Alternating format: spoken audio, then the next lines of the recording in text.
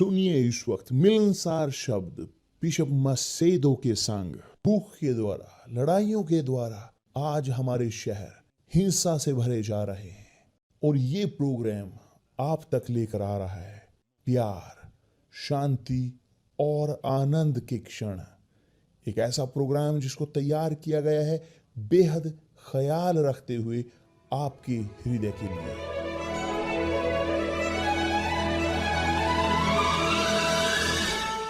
और अब आपके साथ मिलनसार शब्द बिशप मसेदो के।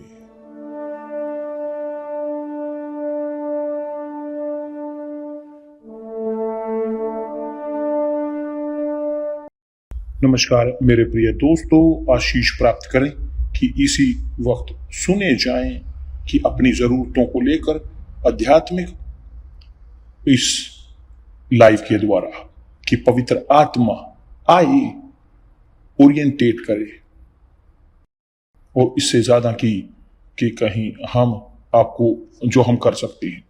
मैं चाहता हूं कि आप बल्कि कि आपके उत्तर को देना। बहुत सारे लोग जो कर रहे हैं, जो प्रश्न पूछ रहे हैं, कि जो ढो रहे हैं एक दुविधा अपने अंदर मोक्ष को लेकर। उदाहरण के तौर पर किसी ने कहा कि बिशप, मैं एक जानता हूं ऐसे व्यक्ति को कि जो विश्वास में था, विश्वास में वो जीता था और वह परमेश्वर का एक व्यक्ति है, मगर अंतिम समयों में, हाल के कुछ ही दिनों में यह व्यक्ति वह भटक गया है विश्वास से और समर्पित करने लगा आनंदों को, ये जो संसार उसे देता है। मैं प्रश्न पूछता हूं कि वास्तव में कि ये व्यक्ति बचाया गया है, कि क्या वास्तव में वह जब मरे वो बचाया जाएगा? वो मर जाए तो आप खोलें बाइबल को और समझेंगे कि क्या कहता है प्रभु परमेश्वर अपने नबियों के द्वारा। उसने इस प्रकार कहा है, जब धर्मी अपनी धर्मीपन में जिएगा, धार्मिकता में जब वो जिएगा और मरता है इस धार्मिकता में, जीता है धार्मिकता में और मरता है धार्मिकता में, उसकी आत्मा बचाई जाती है।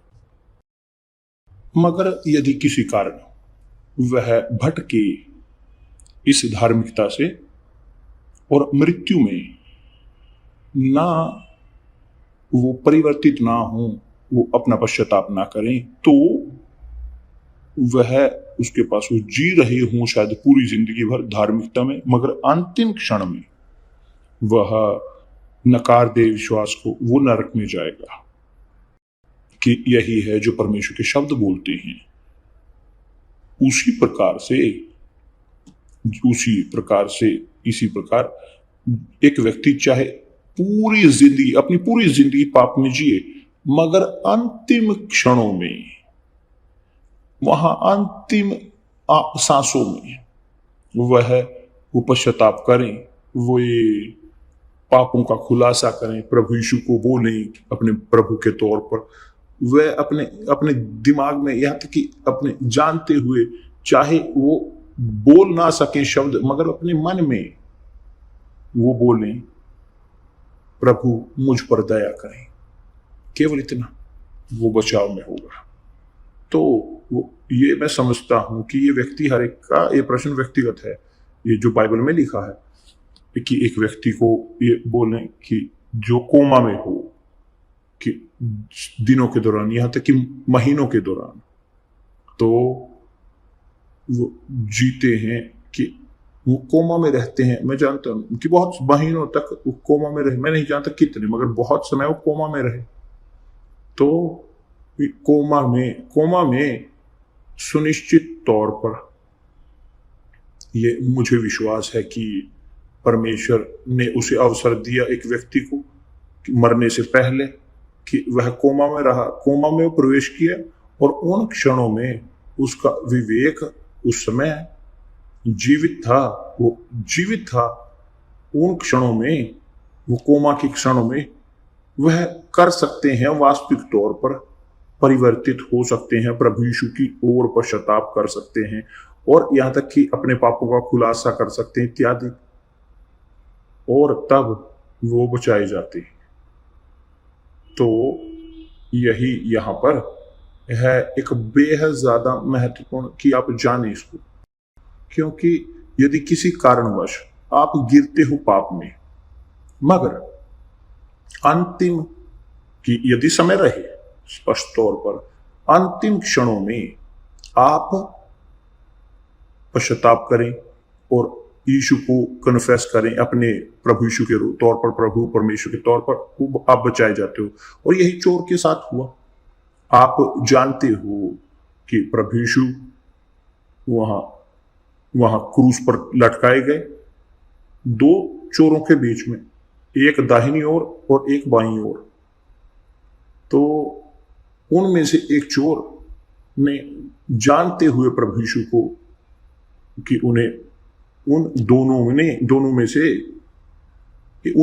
एक ने प्रभु यीशु का मजाक उड़ाया, खिल्ली उड़ाई, मगर जो दूसरा था कि जैसे समय था, उनमें से एक ने देखा कि वास्तव में प्रभु यीशु उद्धार करता है, वो धर्मी है, और उसने तब मांगा, उनको कहा, प्रभु यीशु से मांगा कि प्रभु जब मुझे याद रखना कि जब आप स्वर्ग में जाओगे। प्रभु यीशु ने कहा, आज ही सच मैं तुमसे कहता हूं कि तुम मेरे साथ स्वर्ग में होगे। तो एक व्यक्ति बचाव में अंतिम क्षणों में हो सकता है, और दूसरा चोर, उसने नहीं जाना, दूसरा चोर वास्तविक तौर पर वो नरक में गया।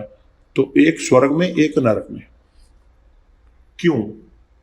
क्योंकि अंतिम क्षणों में कि जो बचाना था वह उस समय में परिवर्तित हुआ, एक अंतिम क्षणों में वह परिवर्तित हो गया। अंतिम क्षणों में उसके पास अवसर था, क्योंकि प्रभु यीशु वहां थे, मगर वो नहीं चाहता था दूसरा, तो उसे दंड मिला शाश्वत। तो मेरे प्रिय दोस्त, यह महत्वपूर्ण है कि आप जाने जब प्रेरित पौलुस यहां अभी भी उसी वचन के बारे में बोलते हुए, रोमियो अध्याय 8 की जो मैंने कहा था कि अब कोई दंड की आज्ञा नहीं है उन पर जो मसीह यीशु में हैं, क्योंकि वे ये क्षण उनमें कोई दंड की आज्ञा नहीं होती, कि उनके लिए जो जी रहे हैं एक विश्वास में, प्रभु यीशु में, ये इन क्षणों में, इसका मतलब ये है कि इस प्रकार की आपको हमेशा परमानेंट रहने की जरूरत है विश्वास में, कि हर समय, हर मिनट, हर क्षण, हर सेकंड आपको होने की जरूरत है विश्वास में। क्योंकि यदि किसी कारणवश आप मरते हो उन क्षणों में और आप लेकर जाया जाता है और आप विश्वास में होगे, तो आपके लिए दंड नहीं, आप बचाव में होगे। अब यदि किसी कारणवश आप भटक जाते हो, फिसल जाते हो और मरते हो उन क्षणों में, और यह व्यक्ति यदि मर जाए उस क्षणों में और विश्वास से बाहर अंतिम क्षणों में, तो वह दोषी ठहराया जाएगा। और यही है जो यहां पर कहा गया, अब कोई दंड उन पर नहीं है, उनके लिए कि जो मसीह यीशु में है। दूसरे शब्दों में, दंड है उनके लिए कि जो नहीं है यीशु मसीह में। यह प्रश्न ये नहीं है कि मैं कैथोलिक हूं, मैं स्पिरिटिस्ट हूं, इवेंजेलिकल हूं, मैं पास्टर हूं, मैं बिशप हूं। नहीं, ऐसा कुछ मायने नहीं रखता, ये कोई मायने नहीं रखता। जो मायने रखता है वह यह है कि यदि एक व्यक्ति माने प्रभु यीशु को अपने एकमात्र प्रभु और उद्धारकर्ता के तौर पर, तो उन क्षणों में मृत्यु के उसका शाश्वत जीवन वह बचाया जाएगा। मगर अगर केस है कि नहीं है, यह है कन्विक्शन, तो पश्चाताप नहीं होगा, तो वो नहीं जी रहे होंगे और वो जी रहे होंगे मृत्यु के नीचे। उनका विश्वास वास्तविक है कि यह होना चाहिए, वो भी दोषी ठहराया जाएगा, तो उनके लिए दंड होगा। क्योंकि दूसरे शब्दों में उनको निर्णय लिया जाएगा उनके लिए और दंड दिया जाएगा, क्योंकि उन्होंने नकारा परमेश्वर के पुत्र को अपने एकमात्र प्रभु और उद्धारकर्ता के तौर पर। तो जब हम बोल रहे हैं इस विषय में कि शरीर में चलने के बारे में और शरीर आत्मा में चलने के बारे में, बल्कि पवित्र आत्मा पौलुस के द्वारा बोलती है कि जो शरीर में चलता है वो जो आत्मा में चलता है। हम इसके बारे में बात कर रहे हैं। हम देख सकते हैं यह भी कि प्रभु यीशु उदाहरण थे आत्मा में चलने के, पर प्रभु यीशु हमेशा आत्मा में चले। और जब उनको ललचाया गया रेगिस्तान में, देखिए शैतान ने कोशिश की उनके विचारों को भटकाने की, उनकी जिंदगी को, ताकि वह निकल सके आत्मा से, कि आध्यात्मिक योजना से, कि वो निकल सके विश्वास से और प्रवेश कर सके इस संसार के राज्य में जो शरीर का राज्य है। क्योंकि यही है जो शैतान करता है। वह कहता है कि प्रभु यीशु जब भूखे थे उसने कहा, यदि तू परमेश्वर का पुत्र है तो बदल इन पत्थरों का आदेश दे, बदल जाए रोटी में। कि दूसरे शब्दों में शैतान चाहता था प्रभु यीशु को निकालना विश्वास की योजना से, आध्यात्मिक योजना से, जिसमें प्रभु यीशु जी रहे थे। वो उपवास में थे वहां उस वक्त, वह प्रार्थना में थे, वह सोच रहे थे परमेश्वर के बारे में। तो इतना है कि उन क्षणों में जब शैतान प्रकट हुआ, कैसे एक सुझाव के साथ, आसान एक अच्छे सुझाव के साथ ना, कि जो संसार जो शरीर जो बोलता है अच्छा आइडिया है, अच्छा विचार है, मगर वह अच्छा आइडिया वह प्रभु यीशु को आत्मा से निकालकर शरीर में प्रवेश कर देता, संतुष्टि के लिए शरीर को, कि उनकी रोटी के साथ। यदि वह इस प्रकार करते तो प्रभु यीशु गिर जाते लालच में, क्योंकि यह समझ सकते हैं कि वो सुझाव अच्छा शैतान के मुंह से आया था, केवल इतना ही। यदि वो उसे सुनते उस चीज को, और वह उनकी परीक्षा हो रही थी कि यदि तू परमेश्वर का पुत्र है, तो जब एक व्यक्ति घमंडी होता है या व्यर्थ होता है, व्यर्थताओं को सोचने वाला, वो नहीं चाहते खोना ना वो खोना नहीं चाहते, वो डिफेंड करते हैं अपने दांतों के साथ, वो डिफेंड करना चाहते हैं अपने विश्वास को, वो बचाव करना चाहते हैं अपने पोजीशन को, पोस्चर को। और बहुत सारे लोग यही करते हैं, बिल्कुल हाँ मैं दिखाऊंगा कि मैं परमेश्वर का पुत्र हूं, वो परिवर्तित करते हैं पत्थर को रोटी में और यही शैतान चाहता है। जब शैतान करता है एक भेंट, यह वास्तव में इसीलिए है कि हमें वो निकाल सके आध्यात्मिक राज्य से, निकालना विश्वास के राज्य से, निर्भरता परमेश्वर पर। और यही है, वह चाहता है हमें निकालना जो निर्भरता है परमेश्वर की, और लेकर आना हमें शरीर की इच्छा पर, शरीर की निर्भरता पर। और ये वास्तविक है कि जो सुनता है वह गिरते हैं इस लालच में। और यही बहुत सारे लोगों के साथ होता है कि जो उस फेज में होते हैं परिवर्तित होने के प्रभु यीशु में, वो चर्च में जाते हैं, प्रार्थना करते हैं, अपने कुछ चीजें अपनी जो आध्यात्मिक चीजें हैं वो करते हैं विश्वास की, और मगर वहां पर वो समर्पित नहीं करते, वो डूबते नहीं हैं वो विश्वास में पवित्र आत्मा के। तो उनके दोस्त और उनके दोस्त शत्रु, वो ब्रैकेट वाला शत्रु ना, कि जो शत्रु उनके दोस्त अच्छे, वो दूसरे वाले, उनके लिए बोलते हैं हाँ चलो वहां चलते हैं, वहां मेज पर बैठिए, वहां कुछ थोड़ा खाएंगे, थोड़ी चीज कोई अच्छी। और यदि व्यक्ति नहीं चाहे उनके साथ जाना, वो सोचेंगे इस प्रकार, नहीं मैं चलो सुन लेता हूं कि इस दोस्त का आमंत्रण। और वो तक ये ना कहें कि मैं कट्टरपंथी हूं।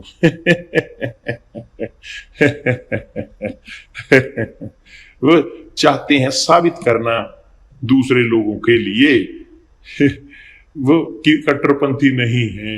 वो परिवर्तित होते हुए भी, वो प्रभु यीशु में विश्वास करते हुए वो मेज पर बैठते हैं, जो शारीरिक हैं लोग उनके साथ वो शेयर करते हैं जीना शरीर में और आध्यात्मिक में। आप जानते हो क्यों मैं हंसता हूं? क्योंकि मेरे पास ये अनुभव है। मैं कोशिश मेरे साथ की जा चुकी है, मेरे साथ भी, मगर इसीलिए आपको होने की जरूरत है मजबूत अपने विश्वास में, और नकारें, भागें इस प्रकार के गलत दोस्तों से, भागें लालचों से, ना चाहें साबित करना दूसरों के लिए एक चीज कि जो आप जीते हो, विश्वास, आपका विश्वास है, आपको किसी को साबित करने की जरूरत नहीं है। यदि आप प्रभु यीशु में विश्वास करते हो, जीते हो विश्वास के द्वारा, आप जीते हो आत्मा में, खत्म। आपके पास आपकी कॉन्शियस साफ है, आपके पास कॉन्शियस आराम से होती है, बिल्कुल पूरी तरह से। और ये स्पष्ट है कि कुछ दिन होते हैं हमारे पास अच्छी कॉन्शियस होती है, शुद्ध साफ, और हम शांति के साथ जीते हैं परमेश्वर के साथ, हम उनके साथ सहभागिता में होते हैं, हम जीते हैं विश्वास में, और इसीलिए मजबूत परिवर्तित होते हैं। हम परिवर्तित होते हैं पूरी तरह से प्रतिरोधी में, कि परमेश्वर हमें रास्ता दिखाते हैं, बुद्धिमानी, ताकि हम जान सके कैसे हम लेकर जाएं। और यह स्पष्ट है कि जब एक व्यक्ति जीता है आत्मा में, वह आत्मा में होते हैं, उन्हीं क्षणों में वो डिटेक्ट करते हैं इस प्रकार के ये चुनौतियां। चलो वहां चलते हैं, फला चलते हैं, कि मैं जानता हूं कि ये पाप नहीं है, ये पाप थोड़ी है। नहीं, पाप नहीं है। आप मेज पे बैठो, नहीं, आप वहां पर खाएं बैठकर दोस्तों के साथ, पाप नहीं है। पाप है कि आप उनकी बुरी बात को सुनते रहें। वो बोलेंगे, वो कहेंगे कुछ ना कुछ शब्द, वो जल्दी या बाद में वो दोस्त वो और ज्यादा आपको, और क्योंकि आप उनकी मेज पर बैठे हो जाकर, शैतान की, आपने केवल बैठना स्वीकार किया है जो शारीरिक है। और बाइबल बोलती है, सिखाती है कि धन्य है वे लोग कि जो नहीं चलते अविश्वासियों के साथ, और ना ही उनकी मेज पर बैठते हैं उनके साथ जो शारीरिक हैं लोग। इससे पहले आपके आनंद जो थे वो प्रभु यीशु उनके साथ होते थे, वो जीने के होते थे, उनके साथ जीने के, इस परमेश्वर की सहभागिता में। परमेश्वर बोलते हैं अपने शब्दों के द्वारा, और हम सुनते हैं, हम उन्हें रास्ता देते हैं आने का, हम देते हैं कि बोलते हुए उन्हें सहन करते हैं हमारे दिमाग में उन्हें। और ये है आत्मा। और जब आप आत्मा में होते हैं, वास्तविक है कि आप कभी भी नहीं गिरोगे लालच में कि आप परिवर्तित करना चाहें पत्थरों को रोटी में, क्योंकि आपको ये किसी को साबित करने की जरूरत नहीं है। प्रभु यीशु को किसी को साबित करने की जरूरत नहीं है, शैतान को, कि हाँ मैं साबित करूंगा कि मैं परमेश्वर का पुत्र हूं। नहीं जरूरत है।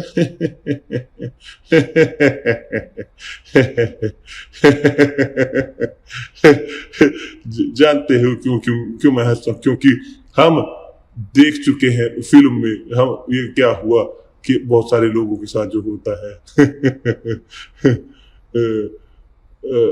एक परिवार, एक बहुत बड़ा था, हम लगभग 7 भाई थे, तो हम जीते थे, हमने बहुत सारी चीजें देखी हैं, मगर आपको मजबूत होने की जरूरत है चरित्र के, एक अखंडता के, ताकि आप भाग सके पापों से, भाग सके शरीर की योजनाओं से, भाग सके शैतान के क्षेत्र से, क्योंकि शरीर जो शरीर में चलता है वो शैतान की टेरिटरी में, उसके क्षेत्र में चल रहा है, और वह उन लालचों में गिरेगा।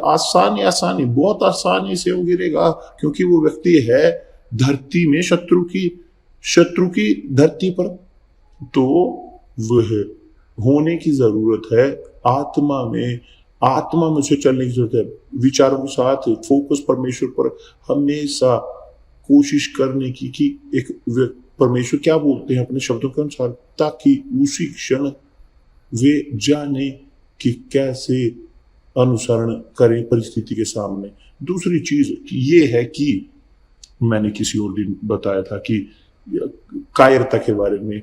एक व्यक्ति कायर नहीं होना चाहते कि कहीं वो कायर का टाइटल नहीं ढोना चाहते, तो वो प्रवेश करते हैं वास्तव में चुनौती में कि शैतान के लालच होते हैं, वो साबित करना चाहते हैं शैतान को, वो लोगों को साबित करने चाहता है कि वो फैनेटिक नहीं है, कि तो वो समर्पित कर देता है, वो गिर जाता है विश्वास की योजना में से, अध्यात्म की योजना में से शरीर की योजना पर, ताकि वो संसार इस शरीर का है जो, और तब वो खो देते हैं। तो हमें सीखने की जरूरत है कायर बनना पापों के लिए, कायर बने पाप के लिए।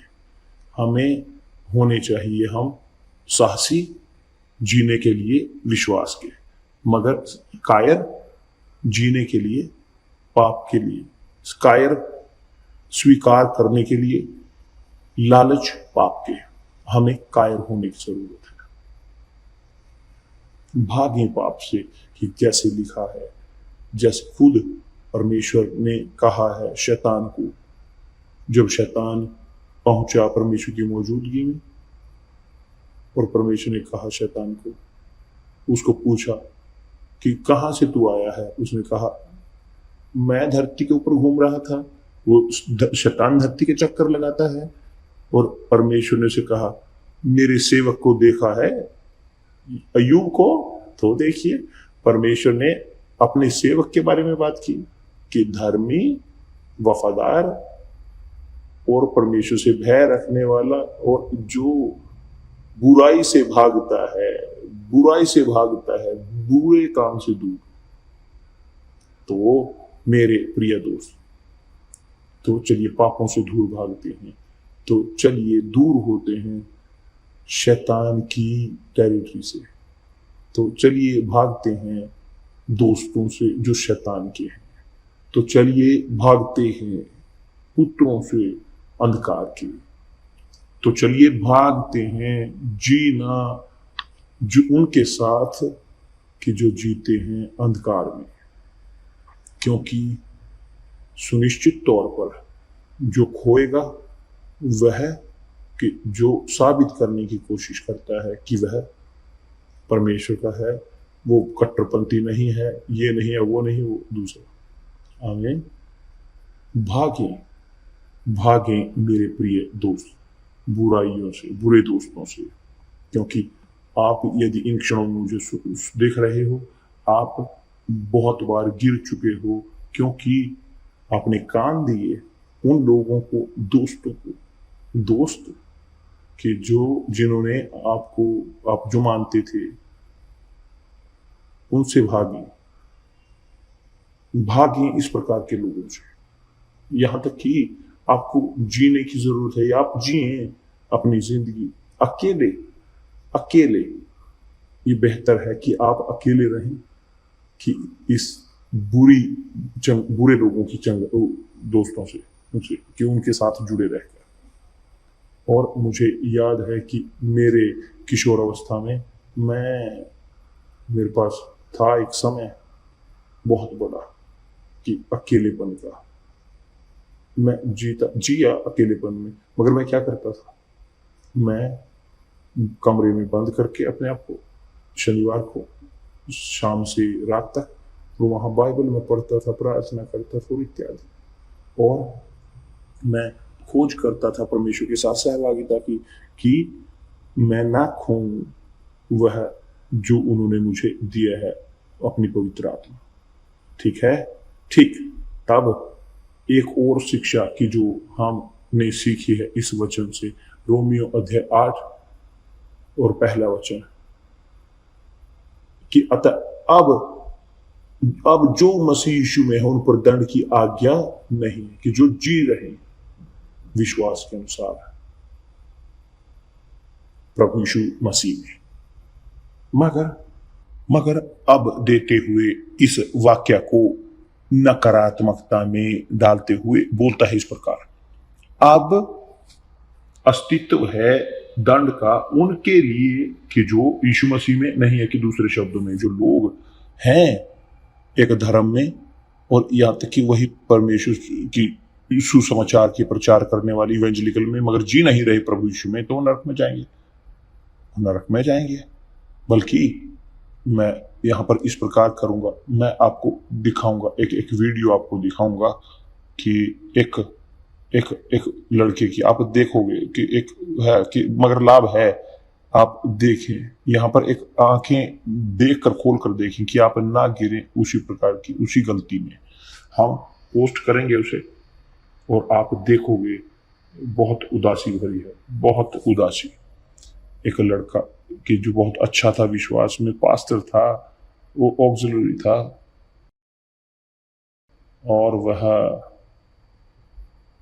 और एक जुड़ाव के कारण एक लड़की के साथ, किसी के साथ वह गिर गया और लालच में गिर गया, काम से निकल गया, और आप देखोगे उसकी परिस्थिति को, आप देखोगे। अभी थोड़ी देर में हम दिखाएंगे उसे, ठीक है। परमेश्वर आप सबका भला करे प्रभु यीशु मसीह के नाम से, आमीन।